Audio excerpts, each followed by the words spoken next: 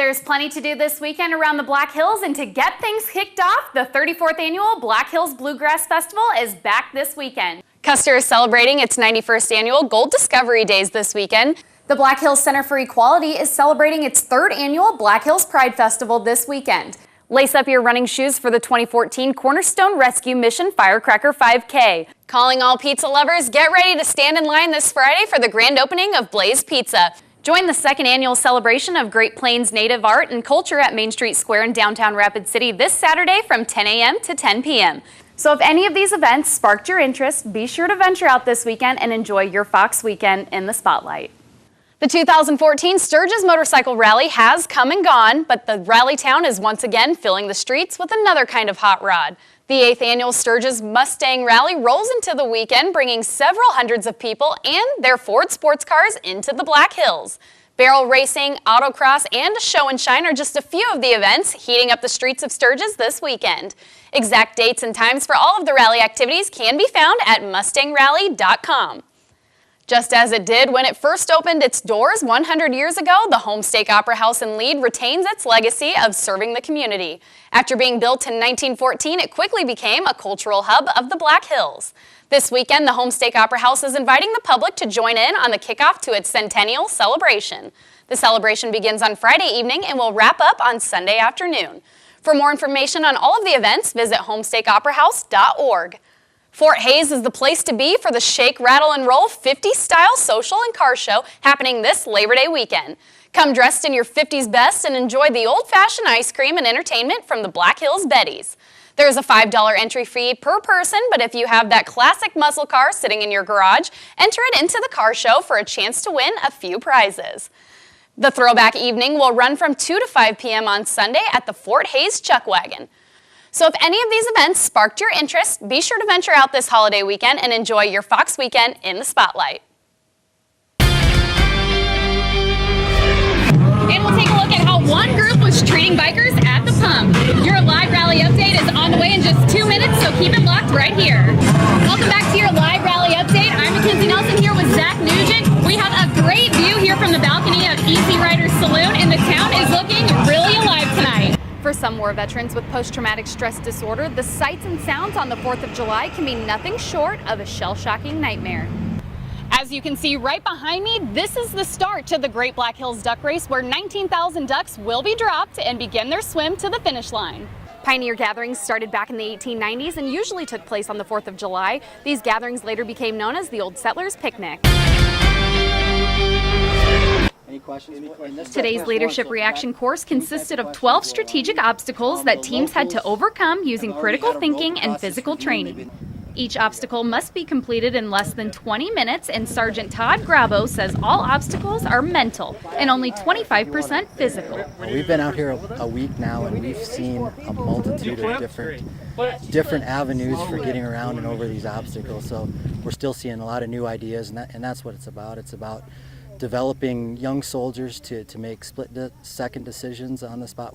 Each obstacle has a different scenario, preparing young soldiers mentally for real-life combat situations. More than anything, it trains them to be able to adapt on the fly. If something is not working on how they are executing a certain task, this really brings forward the quick thinking and adapting to the changing environment. With a large team and in a stressful situation, it can be difficult to successfully accomplish each task in the most efficient way possible. One soldier taking part in today's obstacles shares the key to her team's success. Taking our time, listening to each other, be willing to adapt and go to Plan B if we need to. Teamwork is the foundation of the Army, Air Force, Navy, and the Marines, but each branch has their own training techniques. Adapting and working together in the most critical of times is what today's training exercise was all about. For Black Hills Fox, I'm Mackenzie Nelson. Daddy's coming home! This is the 3rd deployment in the last 5 years for the 37th Bomb Squadron, also known as the Tigers, and families want nothing more than to see their loved ones return home safely. The deployment's been long. It's been almost 7 months, and we are anxious and full of anticipation for our families to come home, and this is a nice way to start off that celebration. Dozens of friends and families put their artistic abilities to the test as they created welcome home signs for all of the Tigers this afternoon at Menards. Menards donated all of the materials and were gracious enough to open up their storefront for us to have our families gather and start painting the signs.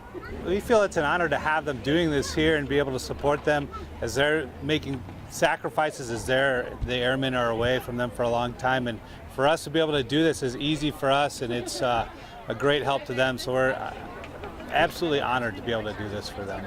After weeks of preparation, the families and kids put their hands to work, painting 72 welcome home signs to be placed in the airmen's front yards. I don't know if they will realize all of the attention and effort that's been put into everything, but I know that they'll be excited whenever they step back on our Ellsworth ground, and that's just not even an explainable feeling and moment. The families say they are still awaiting the exact date of their loved one's arrival, but knowing it is in the near future is a heartwarming feeling.